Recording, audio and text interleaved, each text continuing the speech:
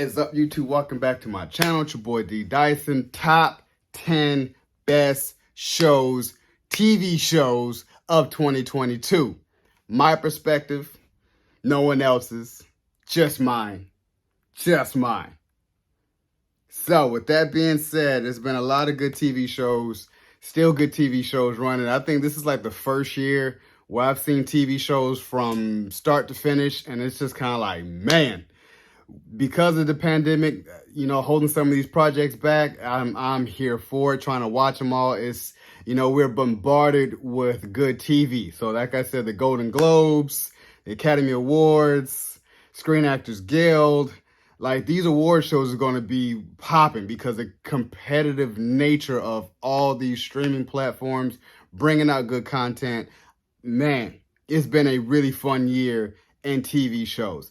With that being said, let's start with my top 10.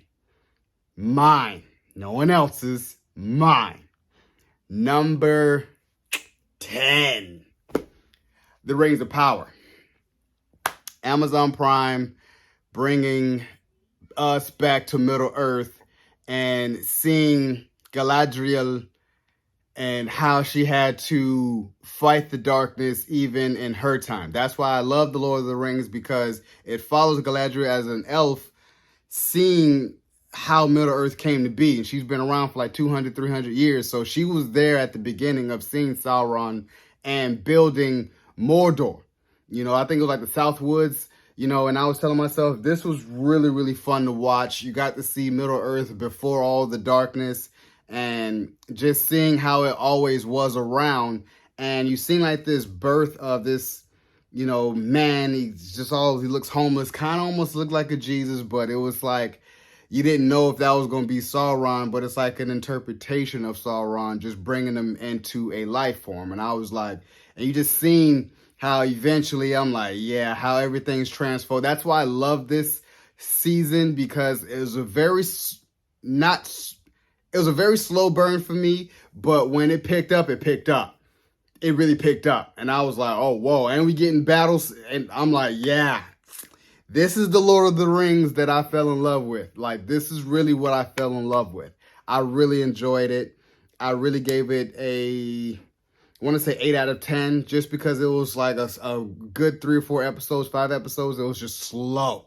And I love Elrond, just seeing a young Elrond, just interacting. There were always these two elder elves that just always did their own thing and played by their own rules and did it their way. And that's why they're still lasting. So that's why I was like, okay, I love to see kind of like these origin stories of how these things came to be. With that, number 9. Wednesday. Wednesday took the internet by storm. It took social media by storm with Jenna Ortega's interpretation of Wednesday Addams, and we all love it.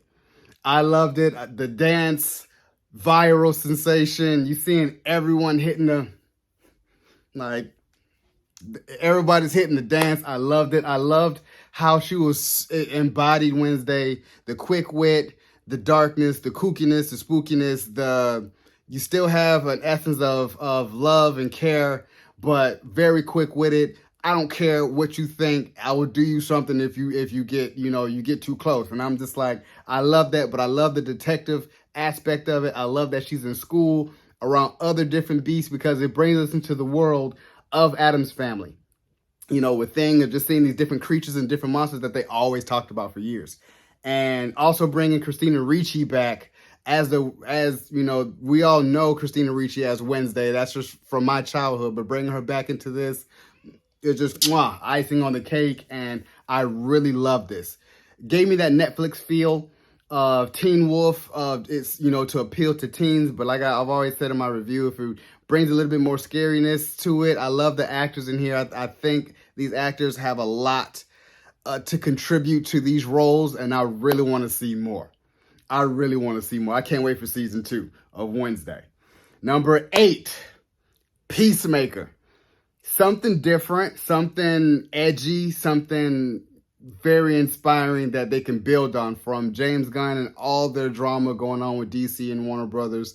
Because James Gunn brought this season, which really did really well, and John Cena holding the helm, because even when John Cena was in Suicide Squad, I was kind of like, I really don't care for you. You're such a dick. But you've seen in this season the essence of Chris being Peacemaker and how he's conflicted and why he's conflicted. So I was like, I like it, and I love to build on it because it was such a every episode you just kind of like, whoa, like what we're going to see next, what are we going to do next, who's going to enter.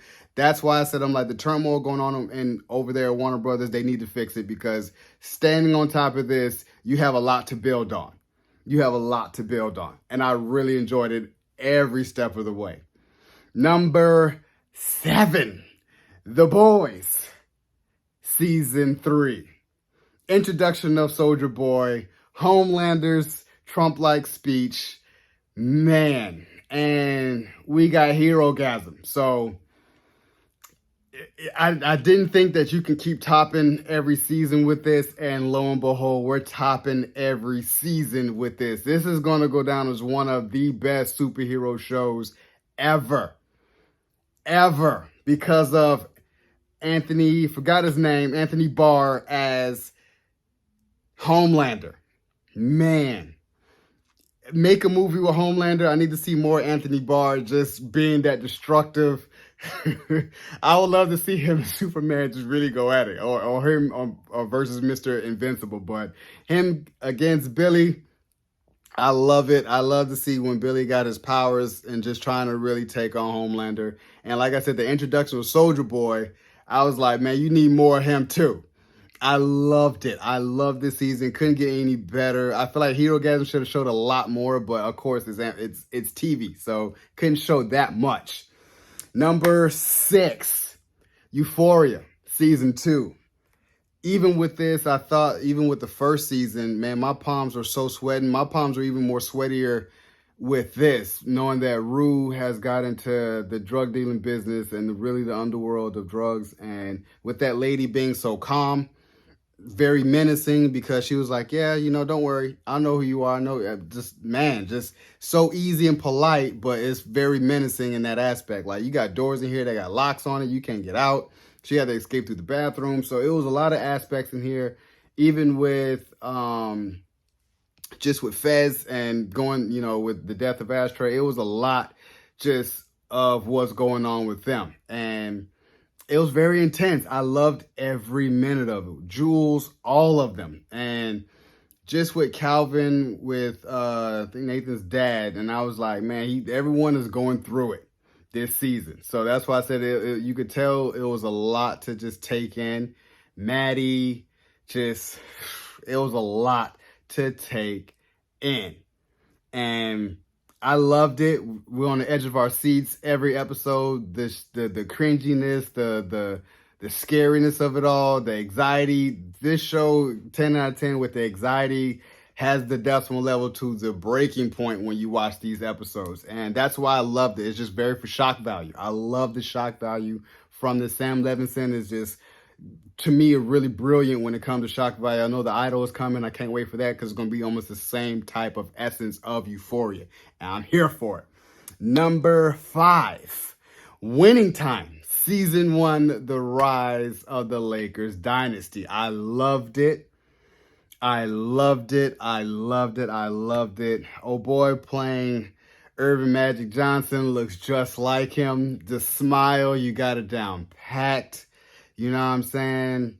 Dr. Jerry Buss, really, really bringing in who Jerry Buss was and how he operated, how brilliant he was. He was quick on the fly, very flamboyant, very charming, and really wanted to get that championship, because it was really just how he had to really take it, own it, and really go through the perils of owning the Lakers. And he was like, he don't lose. This is what he's betting the bank on it. And he got the best. You seen the introduction of Jeannie and how she really was in the beginning dealing with a lot. I really feel like Jeannie should be owning the Lakers 110%, but the stuff that involving what's going on with them as a true life succession, I get it, adds to the layer and the mystique of the Lakers. You know what I'm saying? So that's why I love this. I love watching it, although they had to come out with a lot of stuff after this season because of how to me how good it was, and people was really believing how believable and how true it was. Some things are true, some things are false, some things were switched up. It's TV, but still, nonetheless, I was entertained from start to finish. Number 4, Andor, season 1. I love Diego Luna. I loved him in almost anything and everything that he plays, from Narcos to Rogue One, but it follows Cassian Andor and his humble beginnings of seeing how he came to be and just growing up and just how it all had to become where he became a rebel spy.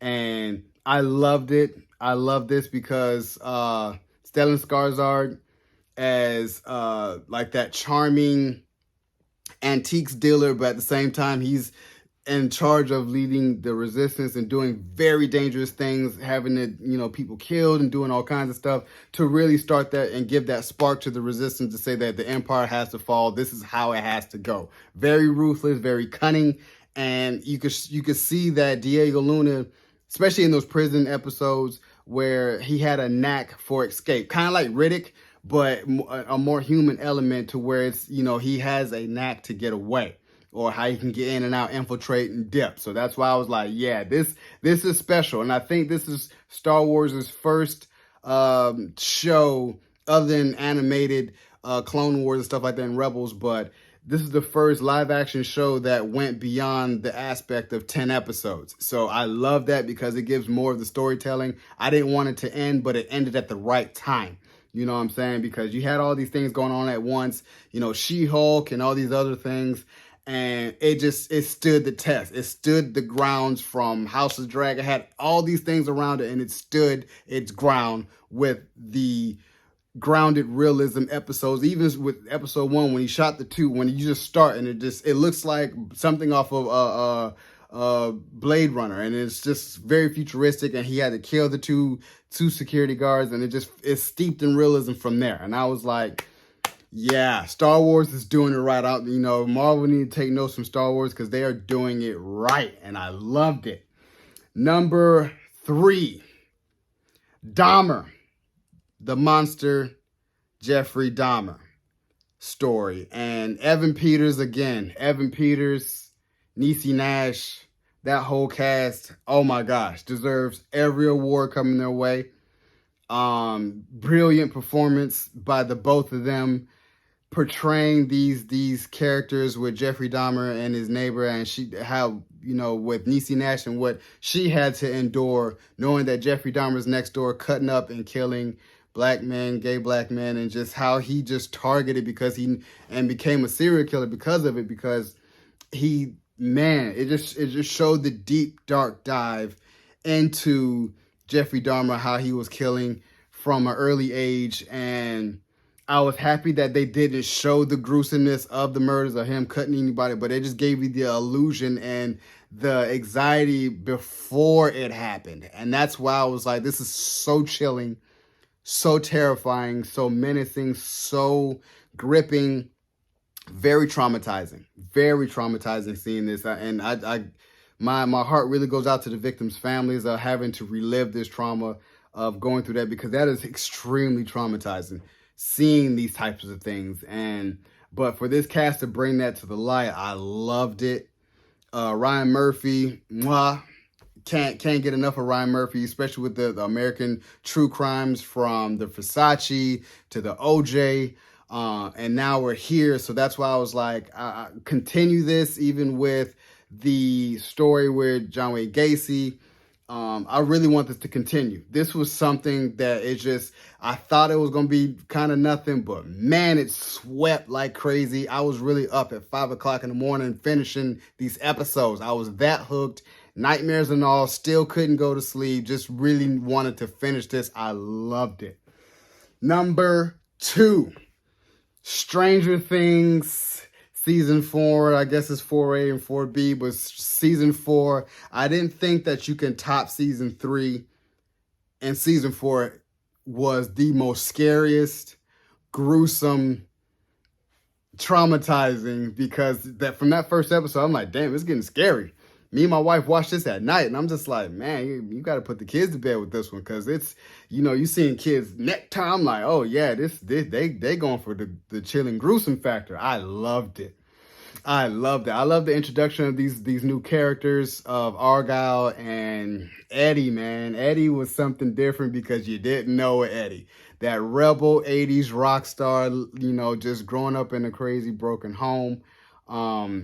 Had to get it out the mud type of thing, but misunderstood. Still a nerd, but, just going through that teen, they go through those. I'm like, oh boy, from Judd from The Breakfast Club. He was like one of them, like that rebel 80s guy, you know what I'm saying? And I loved it. He shredded in the Upside Down, which is iconic enough of just the first concert in the Upside Down with the Master of Puppets by Metallica, and just legendary scenes. And I love how the story kept moving forward. Vecna, we all got introduced to Vecna, and I was just telling myself through Halloween, you're going to see Vecna everywhere.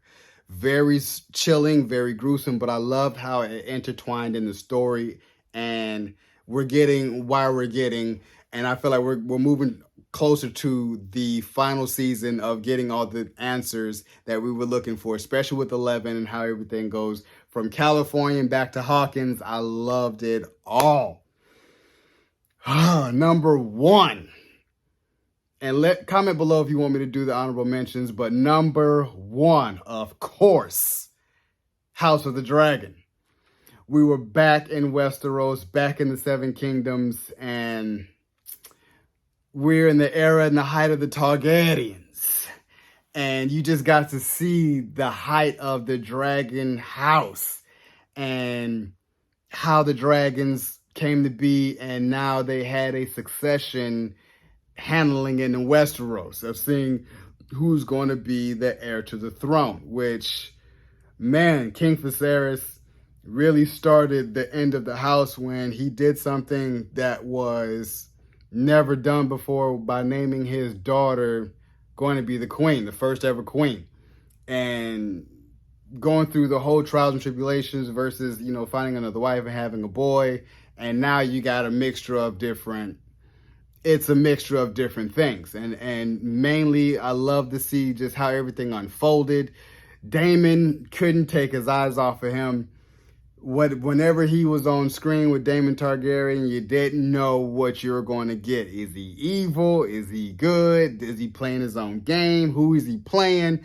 I love that because it reminded me of the essence of the first season of Game of Thrones. I always will say the first 3 seasons of Game of Thrones really captivating TV because it showed the chess playing, the high evolution politics, the whispers, the songbirds, I know the secrets, who knows what, and we're as an audience getting first glance of who's doing what house is doing what, and I missed that. Other than how big it got with the last season of Game of Thrones, we bring it back to the essence of who's doing what. Setting up chess pieces, setting up the portrayals, setting up the war, setting up all these things, and I truly, truly was like, this is taking over my screen. I put every other show on the back burner, whatever I was watching at the time. It's, Andor, it's She-Hulk, it's so many different things, even movies. I'm like, we can't wait for Sunday to watch House of the Dragon.